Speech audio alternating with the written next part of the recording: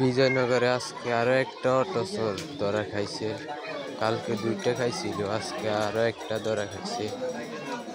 কালকে দুটাকে পুলিশে দেওয়া হয়েছে, এটাকেও পুলিশে দেওয়া হবে। দেখেন পুলিশ আছে তো চোরের মতো কি করে দেখেন।